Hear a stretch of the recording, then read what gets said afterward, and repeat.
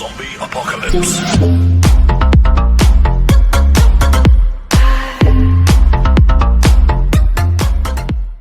What is up, ladies and gentlemen? It is Jess or Just Vinny here, and welcome to my YouTube channel. And this is the first official video on the channel in over 4 years. A little over 4 years. I will put on the screen right here where my last video was 4 years ago. I'm back, and we are back making content. And in this video today, we are going to be doing my mock draft for the 2021 NFL draft. I cannot wait. From 2 weeks from this past Thursday will be the NFL draft, so we are less than 2 weeks away as I'm recording this video for you guys, and I cannot wait. I'm so excited. I can't wait to see what surprises there are going to be, if there are going to be any surprise picks, surprise trades. If you guys are enjoying this video and you guys want to see more content like this on the channel, comment down below what kind of content you guys want to see, and don't forget to hit that subscribe button. Turn it from red to gray, and that will make sure you are subscribed. If it is gray instead of subscribed, you are subscribed to the channel.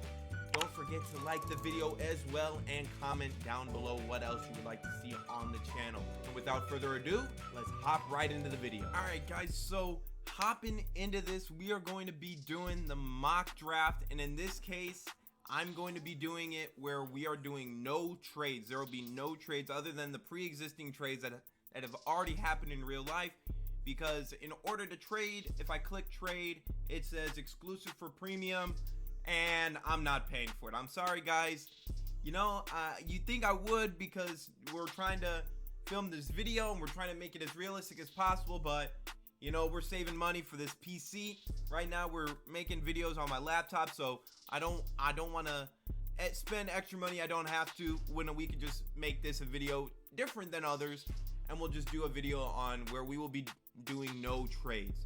So obviously, first pick here will be Trevor Lawrence. If I had to bet my life savings on a #1 pick being somebody, it would be Trevor Lawrence this year.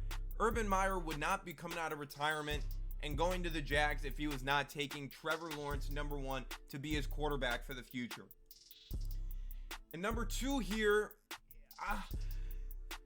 Zach Wilson. It's been like a lock that everyone picks, that the Jets are picking Zach Wilson. All the experts are saying, all the analysts are saying it's going to be Zach Wilson, but in my eyes, Justin Fields is the second best quarterback in this draft class. In my opinion, I don't see what Zach Wilson can do that Justin Fields can't. Not Justin Fields on his consistency, but Zach Wilson also was consistent, but it's like we also take in effect the competition he played in, and we also take in effect, can he do it on the bigger stages? We saw Justin Fields beat Clemson. We saw him perform on some of the biggest stages, but obviously in the Big Ten championship against Northwestern, their defense was very good and held him to a not so good game, but he did get injured that game. But for #2 here, I will be taking not Zach Wilson, Justin Fields at #2 here. So Justin Fields gets scooped up early by the Jets, making it so Zach Wilson falls into the hands of Kyle Shanahan. They don't think they were going to be able to get this guy, and they get their quarterback, and they're going to allow Kyle Shanahan is going to mold Zach Wilson into the quarterback he truly wants, and Jimmy G is out the door. They're probably going to trade him either on draft day or leading up to the draft. Who knows what the 49ers are going to do about Jimmy G. All right, next we got the Atlanta Falcons at #4, and really it says quarterback, tight end, and edge, and you gotta pick Kyle Pitts here. You gotta, if you're the Falcons, you have to take Kyle Pitts.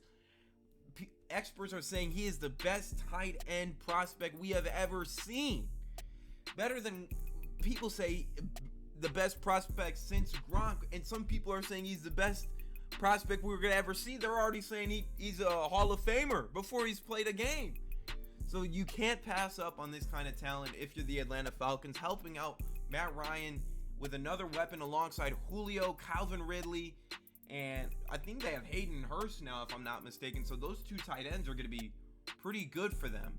So that offense is going to add another aspect, another deep over the middle, anything. You can run any route you want, like Julio.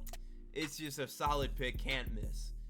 All right, number 5, we got the Cincinnati Bengals. Who Dey? Shout out to Who Dey before anything else. Shout out Who Dey, Cincinnati Bengals. No, I'm not a fan, but shout out Who Dey. So with the 5th pick, we got the Bengals, and I have them selecting not Jamar Chase. You guys think I was going to go Jamar Chase? I'm hovering over him, but I have them going Penei Sewell. The best thing you got to do is, now that the Browns have Jadeveon Clowney, you're going to have to keep Joe Burrow upright. And in order to do that, you take Penei Sewell. The top, him and Rashawn Slater are 1A, 1B. You can't miss on either one of them. It doesn't matter who they picked. If it's Slater or Sewell, either one is going to do tremendously well with the Bengals. And in my opinion, with that division, with the Steelers pass rush, the Ravens have a decent pass rush, and now the Bengals with Myles Garrett and Jadeveon Clowney, you got to keep Joey B upright coming off his injury. With the 6th pick, the Miami Dolphins here, I have them selecting Jamar Chase, wide receiver from LSU, and he is going to make an instant impact for helping Tua get a weapon, build a relationship in the offseason, get working, and it's just going to help Tua take some pressure off, have a guy. Now they have Preston Williams, Devontae Parker, and now Jamar Chase. Solid group, plus Mike Gesicki. So a solid group of pass catchers for Tua Tagovailoa. And it's just, now with all the other offensive talent in the AFC, with the Jets getting Justin Fields, now they have the Bills to worry about. They got to keep up, and that's why I picked Jamar Chase here at number 6. Number 7, the Detroit Lions. And before I say anything else, I am sorry if you're watching this video and you're a Detroit Lions fan for everything you have suffered over the years of you just being a fan. Coming from a Bears fan, I've suffered a lot, but you guys have suffered a lot more, and it's just a team where it's like, it's one of those things where it's like, oh man, I don't wish upon anyone to be a Lions fan. But if you are a Lions fan, good luck this season. We're coming for you from the Bears. All right, at number 7, I have them picking Devontae Smith, the Heisman Trophy winner. They trade Matthew Stafford for Jared Goff, for 2 first-round picks as well coming in the following years. And you got to give Jared Goff a weapon. Yes, they lost Kenny Golladay. They still have Marvin Jones Jr., and now they add another weapon alongside Marvin Jones in Devonta Smith to provide a better offense fit for Goff when he has multiple wide receivers. You can't just give him one guy. So trying to give him more weapons to that offense and trying to take the load off Goff, trying to make things work with maybe less talented receivers. If you go maybe a lineman, or if you go Rashawn Slater or another quarterback, All right, number 8, the Carolina Panthers. They traded for Sam Darnold, so it looks like Matt Rule has his guy for his quarterback, but you never know. They could trade back, because you never, any team can jump up, because there's still Trey Lance right here. The Patriots could trade up. The Bears could trade up. Who knows? So number 8 here with no trades, I'm taking Rashawn Slater to keep Sam Darnold or Teddy Bridgewater, whoever wins that starting job or ends up being the quarterback for the Panthers for the 2021-2022 season. They got to keep him upright. Rashawn Slater can play guard. He can play tackle. Him and Vera Tucker are the versatile O-linemen of the group. Later on in the draft, you'll see where I have Vera Tucker going, but those are the 2 that can play inside or outside and very versatile when it comes to offensive line play. Number 9, we got the Denver Broncos, and I have them taking Micah Parsons. They need someone.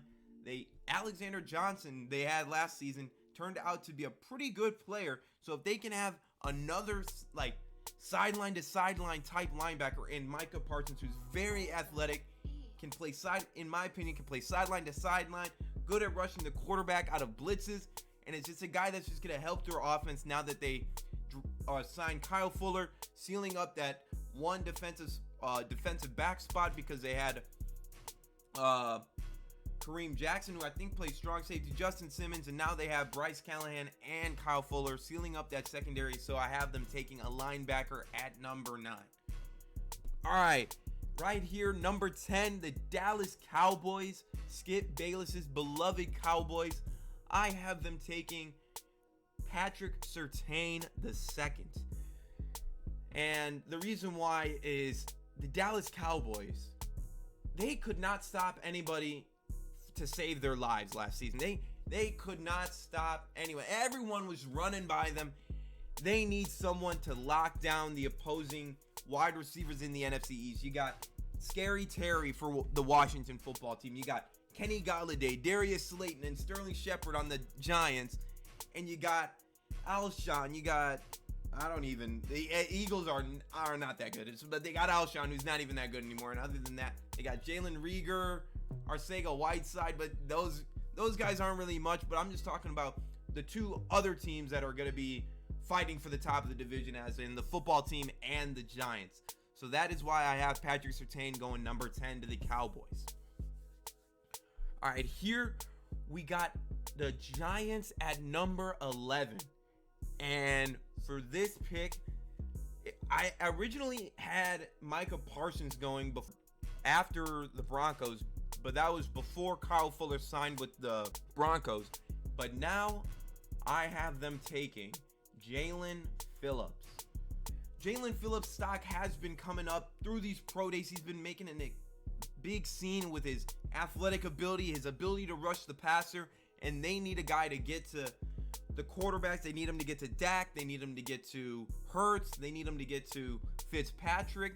They need to get to the quarterback to add to that defense that is already good.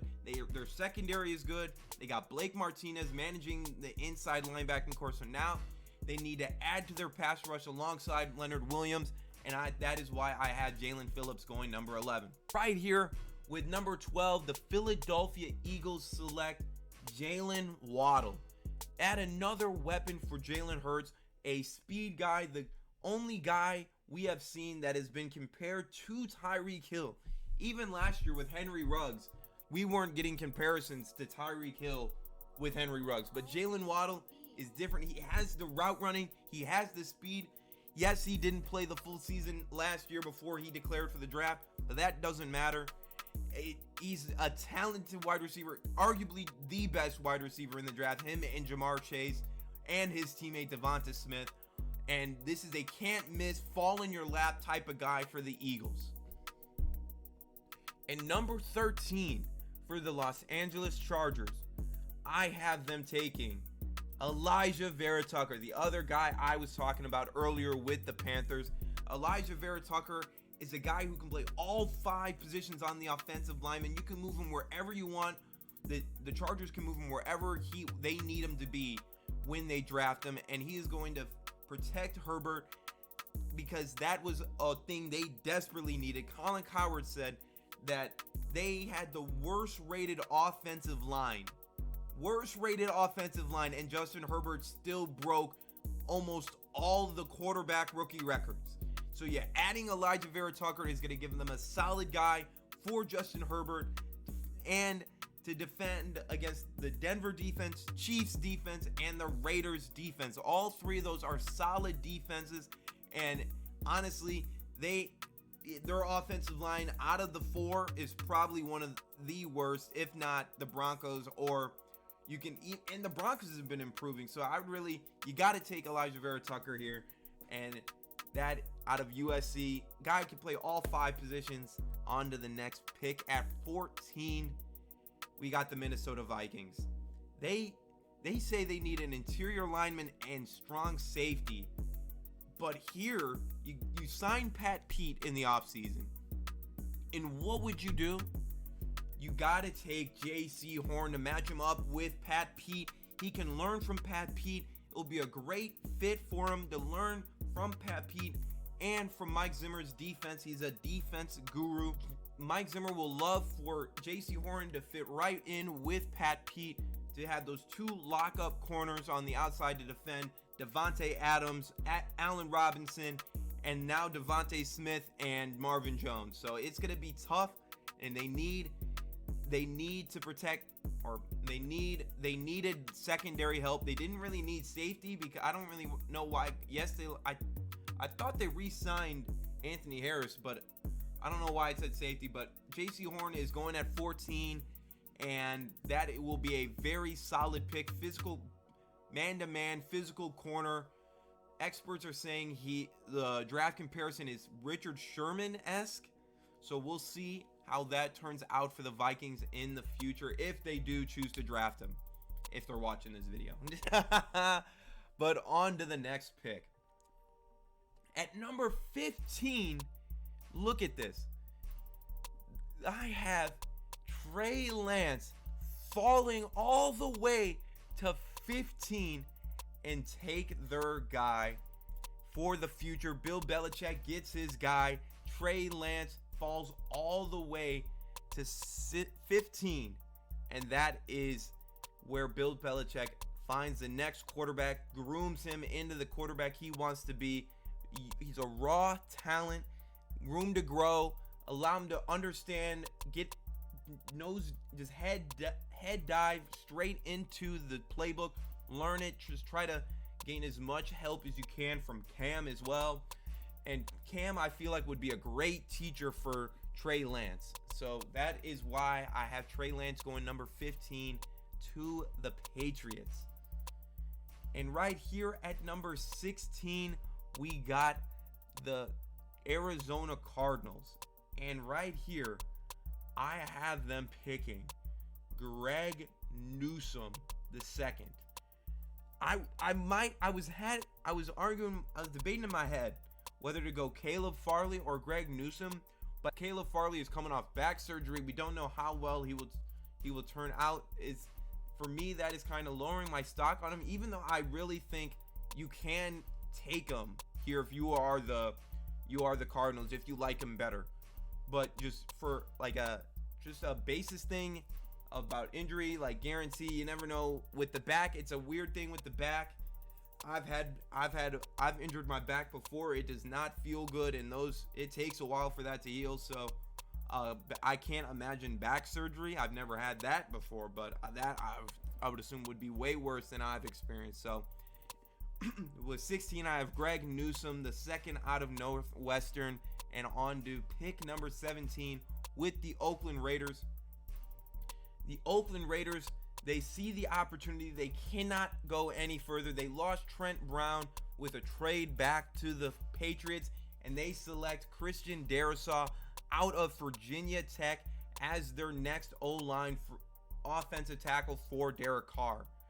And now, pick number 18, the Miami Dolphins have another first-round pick, and here I have them taking Najee Harris, running back out of Alabama. Great running back, great cutting speed. He can cut in and out of his cuts in and out of moves are it's the only other running back that can pretty much do those out as just as good as him is Travis Etienne. And those are my 1A and 1B running backs. Can't go wrong with either one of them. Hell, you could, if the Dolphins really wanted to, you could take Travis Etienne here instead of Najee Harris. But I have Najee Harris here as another Alabama teammate going to help Tua. Even though they take Jamar Chase, we got another Alabama teammate for Tua. And 19, the Mac Jones goes to the Washington football team. All right, so here I have Mac Jones going to the Washington football team at 19. because their current quarterbacks are Taylor Heineke and Ryan Fitzpatrick. So those two are not likely picks for a franchise to have as their future quarterback. So I think they take Mac Jones to get their future guy. Fell all the way to 19 for them, having the Broncos not taking a quarterback here and having Trey Lance fall to 15 and allowing Mac Jones and the football team to connect here with the 5th quarterback taken and get their franchise quarterback for them in the coming future. All right, and number 20, my team, the Chicago Bears. I want them to take the best offensive tackle possible because we have a good interior line, but our tackle play last season was below average from Bobby Massey and Charles Leno. Yes, we had a lot of injuries on the offensive line last year, but in my opinion, it's not Tevin Jenkins and it's not Alex Leatherwood, and it is indeed Samuel Cosmi out of Texas, 6'7", 309, huge guy to seal off the edge for us to protect the quarterback from the Detroit pass rush in Nick Williams, Trey Flowers, and then we got Danielle Hunter in Minnesota. We got Preston and Zadarius Smith in Green Bay. We got to keep Andy Dalton, the Red Rocket, upright if we want to have any sort of success offensively or as a team, because we need this offense to be fluid and consistent and in motion and playing as one unit in order for this team to succeed in the 2021-22 season, in my opinion. And right here at 21, we have the Indianapolis Colts, who then select Tevin Jenkins. With Anthony Costanzo retiring, they replace him literally right after his retirement. He retired in the offseason, and right in the draft after his retirement, they get his replacement, Tevin Jenkins, to fill that spot for Carson Wentz and for that O-line so they don't miss a beat, because they have one of the best offensive lines. Quentin Nelson, you got Ryan Kelly at center, and you got now Tevin Jenkins. They have a really good O-line in Indy, and they just make it even better with the Tevin Jenkins selection. And here at 22, the Tennessee Titans select Caleb Farley. And he slips a little bit in the draft, but they still take a cornerback to help to put alongside Adoree Jackson and not Malcolm Butler. I don't think he's on the team. Someone can correct me in the comments if I'm wrong. But they draft Caleb Farley to help against the Houston Texans offense with, well, who knows with Deshaun Watts' situation going on, if he'll be playing, but they have some wide receiver talent. The Colts have some wide receiver talent in Pittman, Hilton, and Paris Campbell. And then you're going to have Trevor Lawrence, and then you also have Chris Conley down there. You got Brandon Ayuk, James Robinson. Yeah, you got to have guys who can cover, and that is who the Tennessee Titans take at number 22. And here at number 23, the Jets take Kwity Paye. They got to get to the quarterbacks in this division. You got to get to Tua. You got to get to Josh Allen. And you're going to have to get to Trey Lance or Cam Newton, whoever is the starting quarterback for the New England Patriots in this division. And with Robert Saleh as being the new head coach, they take their guy in Justin Fields, in my opinion, should be their guy. Justin Fields at number 2, and then they go defense to get to the passer and Kwity Paye from Michigan at 23.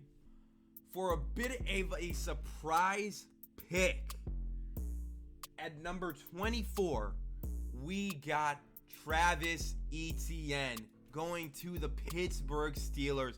Their rushing attack last year was below average, and they needed a balance. They were relying on 38 or close to 40-year-old Big Ben to throw 50 times a game to win games, and that was not going to do it. They need a guy who can tote the ball, give it to them 15 to 20 carries a game, and that is a guy that Trevor Etienne can be for Mike Tomlin in the Pittsburgh offense. Take a load of pressure off of Ben Roethlisberger and trying to make plays with his arm. And now that they have a running back, they'll solidify their offense. Juju Smith-Schuster re-signed the one-year deal to stay in Pittsburgh. So I think adding a running back could help that offense. They already have a really good defense. I don't think they need to address the defense yet. And maybe in the later rounds they do. But right now, with Etienne falling to 24, you have to take him there. All right, now at number 25, the Jacksonville Jaguars have another first-round pick here at number 25, and I have them taking Liam Eichenberg out of Notre Dame. Yes, he might be further down the list, but he is a big guy. It played at Notre Dame. Notre Dame has produced a lot of great offensive linemen in the past, and I think with drafting Trevor Lawrence, your literal franchise with the number 1 pick, you got to protect your franchise. Keep them upright in that division as long as possible with the Liam Eichenberg pick to improve the O-line, which was not good at all last year for them. All right, in 26, this must not be updated, but here they need an edge, interior defensive line, and wide receiver, but I will be taking Christian Barmore here, the top defensive tackle. They just released Sheldon Richardson, so in this case, if Christian Barmore is down there at 26 for them, I do feel like they will select him just to add to that pass rush, to add to Myles Garrett, Jadeveon Clowney, and adding that interior rush can take pressure off the edge guys and allow them to get one-on-ones and feast against the outside tackles. And it also might allow Christian Barmore to get some one-on-ones because you'll have maybe a double for Myles Garrett or a double for Clowney, and then it's just going to open a lot of things up for that defensive line in the front seven in Cleveland. Shout out to the Cleveland Browns. I got some friends who are Browns fans, so I hope you like the pick for them. All right, now on to pick number 27. Yes, the Ravens did lose Matthew Judon and Yannick Ngakoue, so I do think they need defense. In my previous mock draft, I had them taking Trayvon Moehrig to replace Earl Thomas, but I do think they need to give Lamar Jackson a weapon. What better do than to draft Rashad Bateman here at 27 to get him a solid wide receiver on the outside to play physical jump balls for him, can run routes tremendously, has great footwork. And because what I've been noticing from watching Ravens games, because I have a friend who's a Ravens fan as well, is that at times it would be Lamar couldn't find guys, or guys weren't getting open, or they couldn't create separation for Lamar. So I think Rashad Bateman here helps the offense out, helps Lamar Jackson, and will help the Ravens offense in this upcoming season. And now here at pick 28, we have the New Orleans Saints here, and I have them picking Elijah Moore, wide receiver out of Ole Miss. And to add, they lost Emmanuel Sanders because he went to the Bills, and now to put alongside Michael Thomas, they add Elijah Moore, wide receiver from Ole Miss. Big, I kind of see him as a similar wide receiver to his former Ole Miss teammate AJ Brown. So I think if he can have some sort of level of success as AJ Brown, it will be a great pick for the Saints here at 28. At pick 29 here, the Packers, I have them taking Terrence Marshall Jr. from the Louisiana State University, and because they need someone, they have Aquinas St. Brown and Alex Lazard, who are good wide receivers, but they need a solid number 2 guy to go alongside Devontae Adams. And it has been a while since the Packers have drafted a wide receiver or a running back or something to help Aaron Rodgers in the first round, and I think they finally do it here this year with the Terrence Marshall Jr. pick at 29. At number 30, we have only 3 picks left of the mock draft, and coming up with the 30th pick, the Buffalo Bills select Azeez Ojulari to add to their pass rush to give them a bit of a boost to that defense. Their linebacking core is good with Tremaine Edmonds and Matt Milano, and now they add a premium pass rush talent in the draft in Azeez Ojulari from Georgia to add, because when it comes playoff time, they're going to need to get to the quarterbacks. They're going to need to get to Mahomes. They're going to need to get to Baker, Lamar, it could be Wentz, Tannehill. You got to get to the quarterback when it's playoff time. And I think going Azeez Ojulari here will be better than going for a corner, because yes, they have Trey White, but there are also solid cornerbacks they can get in the later rounds. All right, with the second to last pick, Kansas City Chiefs select Dylan Radunz from North Dakota State. People have him rate him very highly as the best tackle coming out of the FBS, I think. They signed Kyle Long for a guard, and then lost Mitchell Schwartz and Eric Fisher. So here, drafting Dylan Radunz at 31 to help Patrick Mahomes, protect him, because at the end of the day, that is what truly lost them the Super Bowl, the inability to protect Patrick Mahomes and give him time in the pocket for plays to develop. So right here, number 31, Dylan Radunz to help protect Patrick Mahomes. All right, with the final pick of the draft, the Buccaneers, who do we have them taking here? Okay, with the 32nd pick, the Tampa Bay Buccaneers select Levi Onwuzurike.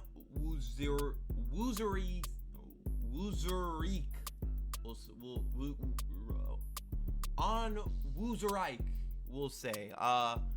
So to finish it off, we have them taking the interior defensive tackle from Washington to solidify the defense, to solidify the front seven, because they needed that interior pressure to go alongside JPP and Ndamukong Suh on the edges. They get the center guy to take up the middle and to solidify the rest of the defense. The rest of the defense is good. Now they get their interior set up, and they will be back and ready to go for the 2021-22 season. And just a quick recap, guys. We'll start from the top here. We got Trevor Lawrence number 1, and we'll just scroll through here and let you guys see. Quickly, we'll just go over. So you guys can get one final look. Pause if you need to, if I'm going, or slow it down. And there we go. Hope you guys enjoyed my first YouTube video back on the grind. Comment down below what other content you would like to see on this channel, and make sure, if you guys enjoyed this video, don't forget to click the subscribe button, click the like button, and comment down below. Have a great rest of your day.